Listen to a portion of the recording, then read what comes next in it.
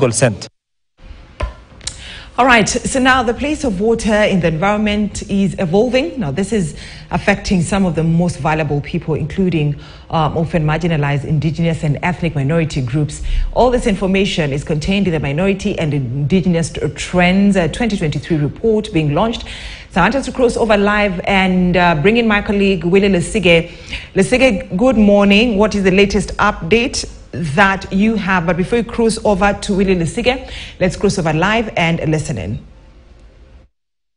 I think it talks about proximity of health facility to our community. So as we use extra money to travel all the way to Kabaranet, to Marigat, and again, we come from a place where our road network is not well developed.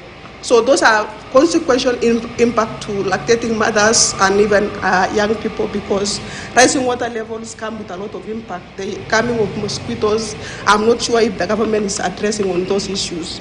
And we are also being marginalized because at the moment I am very sure everyone else is following issues of the finance bill very keenly.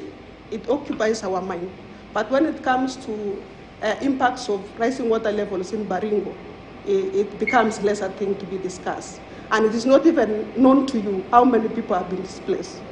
From our own record, it comes to around 3,000.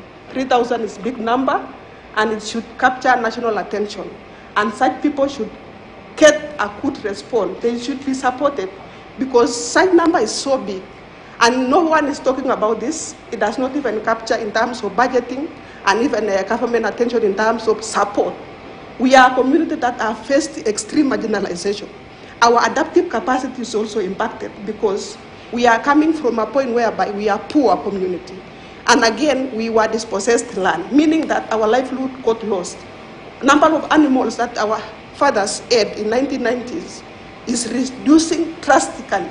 So our adaptive capacity to climate change is again impacted.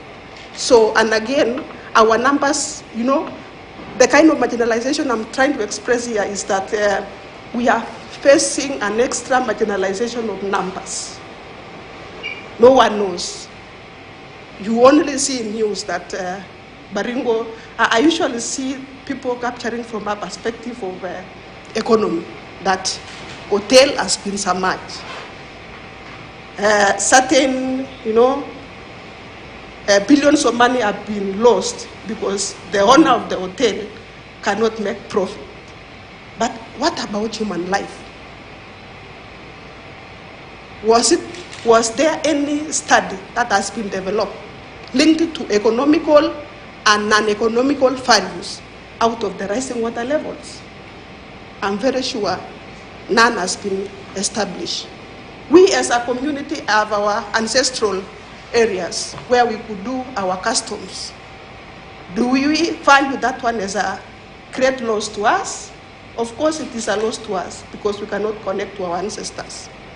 It is a loss. Does it capture to be part of non-economical values we lose as a community?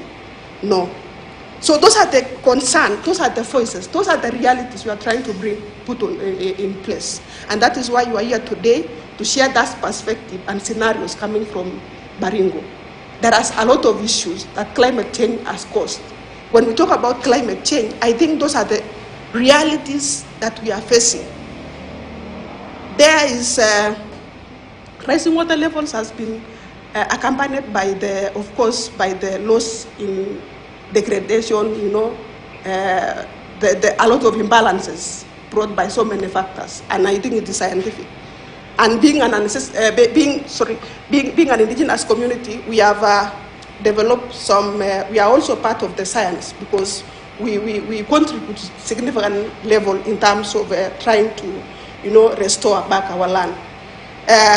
I've talked about the rising water levels, which is, of course, have a human right perspective because we've been dispossessed. And when you dispossess, when you move from one place to another, your materials, whatever you are taking from one point to another one will not get to the other end in the level that it was before. So those are the components we want to bring. Those are the factors we want to see, that these people has never been accorded the best response. Baringo community and the rest community who are living in Baringo, especially indigenous women. You know, Bogoria is alkaline. The waters in Bogoria is saline. It's salty water lake. And the rising water, of course, has an impact in terms of soil productivity. And even soil productivity is impacted, then the quality of milk and meat, of course, is compromised. And that one has an impact to the growing children. You know, those are our future communities. So we should link those one to the what do we call the loss we are experiencing that no one was able to attribute to. The productivity of soil, for example, does not give us the quality yield we used to get because the waters from the lake has expanded, getting into our farm. The farm productivity goes down, and then again, we are in era whereby we are experiencing the worst drought ever for the last 40 years. So how do we connect all those? Our waters, we never get access to clean water because we usually drink those water from Bogoria, and that is why our teeth are a little bit brown. You know, by the time you reach 60 years, your leg is already bald. No one has ever reported on that one. And that is a serious issue because all of us are Kenyans and we want accorded service in equal manners. We have continued to experience those kind of marginalization, even if we have a space in this country whereby we are supposed to allocate, you know, present our priorities through a budget making process. The same has never been realized. We don't know what's happening because at the end of the day, we participate in budget processing, we give our priorities, but those things has never been done. We've even given them a new land to develop health center. They've never done that up to the moment. We have a bare land with nothing. But when you go to the county of Baringo, you will realize in the budget 2020, 2021, 3 million was set aside to develop as a health center. But up to now, nothing has been done. So those are the key issues we want to understand.